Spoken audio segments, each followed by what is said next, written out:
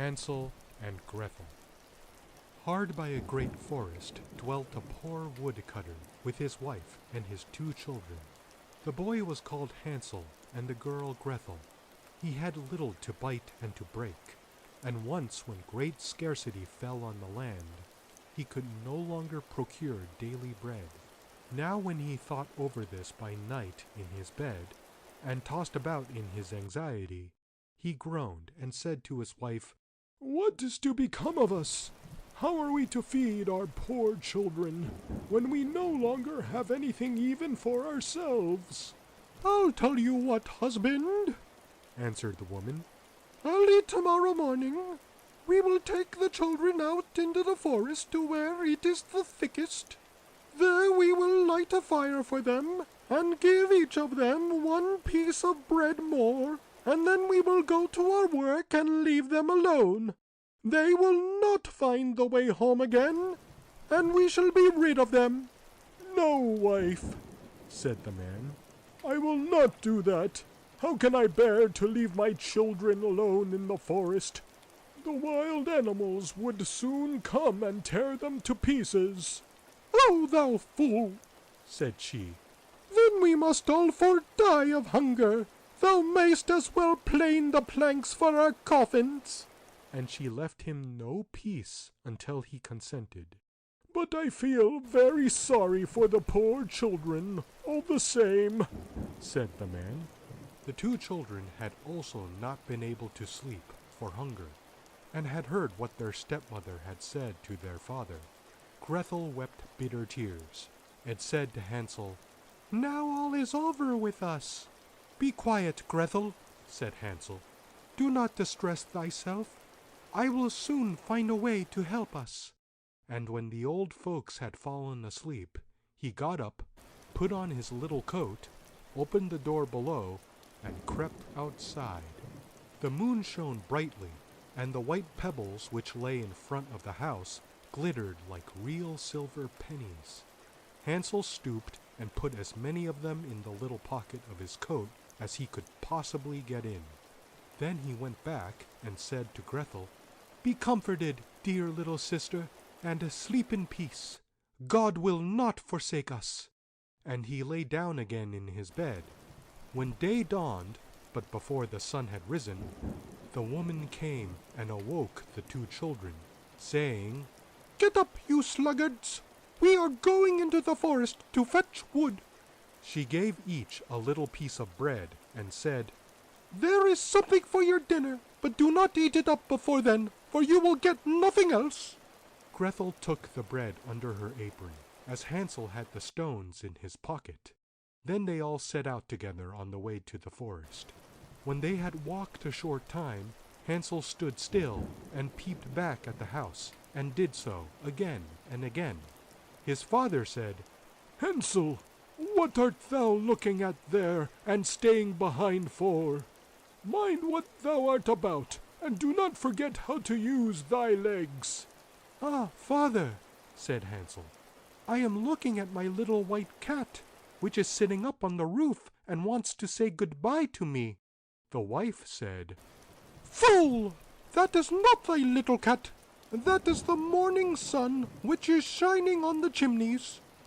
Hansel, however, had not been looking back at the cat, but had been constantly throwing one of the white pebble stones out of his pocket on the road.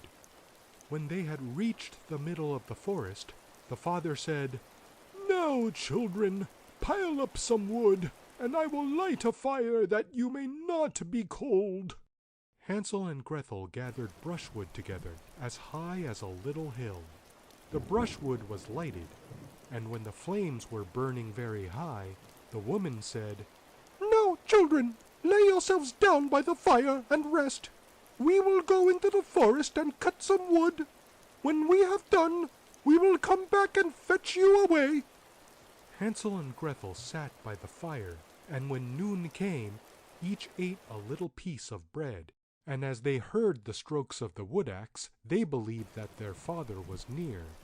It was not, however, the axe. It was a branch which he had fastened to a withered tree which the wind was blowing backwards and forwards. and as they had been sitting such a long time, their eyes shut with fatigue, and they fell fast asleep. When at last they awoke, it was already dark night. Grethel began to cry and said, "How are we to get out of the forest now?" But Hansel comforted her and said, "Just wait a little, until the moon has risen, and then we will soon find the way." And when the full moon had risen, Hansel took his little sister by the hand, and followed the pebbles which shone like newly coined silver pieces, and showed them the way. They walked the whole night long, and by break of day came once more to their father's house. They knocked at the door, and when the woman opened it and saw it was Hansel and Grethel, she said, "You naughty children, why have you slept so long in the forest? We thought you were never coming back at all." The father, however, rejoiced, for it had cut him to the heart to leave them behind alone. Not long afterwards, there was once more great scarcity in all parts, and the children heard their mother saying at night to their father, "Everything is eaten again. We have 1/2 loaf left, and after that there is an end. The children must go. We will take them farther into the wood, so that they will not find their way out again. There is no other means of saving ourselves." The man's heart was heavy, and he thought, "It would have been better for thee to share the last mouthful with thy children." The woman, however, would listen to nothing that he had to say, but scolded and reproached him. He who says A must say B likewise, and as he had yielded the first time, he had to do so a second time also. The children were, however, still awake, and had heard the conversation. When the old folks were asleep, Hansel again got up and wanted to go out and pick up pebbles as he had done before, but the woman had locked the door, and Hansel could not get out. Nevertheless, he comforted his little sister and said, "Do not cry, Grethel. Go to sleep quietly. The good God will help us." Early in the morning came the woman and took the children out of their beds. Their bit of bread was given to them, but it was still smaller than the time before. On the way into the forest, Hansel crumpled his in his pocket, and often stood still and threw a morsel on the ground. "Hansel, why dost thou stop and look round?" said the father. "Go on."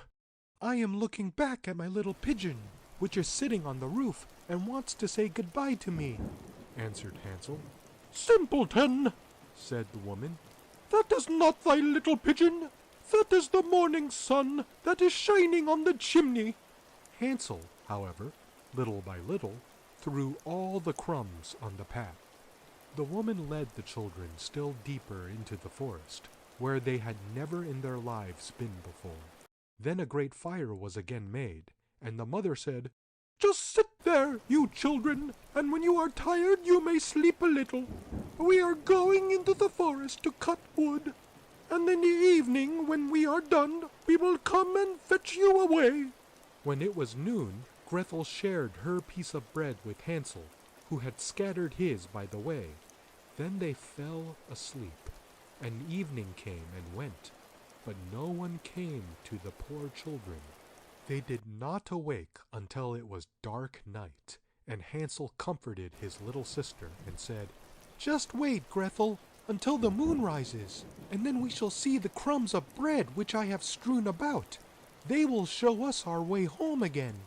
When the moon came, they set out, but they found no crumbs, for the many thousands of birds which fly about in the woods and fields had picked them all up. Hansel said to Grethel, "We shall soon find the way." But they did not find it. They walked the whole night, and all the next day too, from morning till evening. But they did not get out of the forest, and were very hungry, for they had nothing to eat but 2 or 3 berries, which grew on the ground. And as they were so weary that their legs would carry them no longer, they lay down beneath a tree and fell asleep. It was now 3 mornings since they had left their father's house.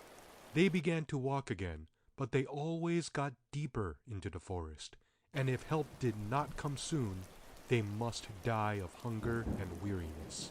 When it was midday, they saw a beautiful snow-white bird sitting on a bough, which sang so delightfully that they stood still and listened to it.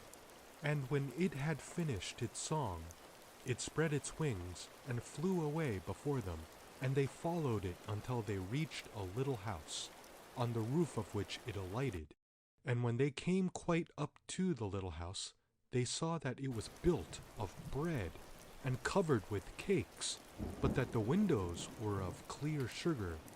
"We will set to work on that," said Hansel, "and have a good meal. I will eat a bit of the roof, and thou, Grethel, canst eat some of the window. It will taste sweet." Hansel reached up above and broke off a little of the roof to try how it tasted, and Grethel leaned against the window and nibbled at the panes.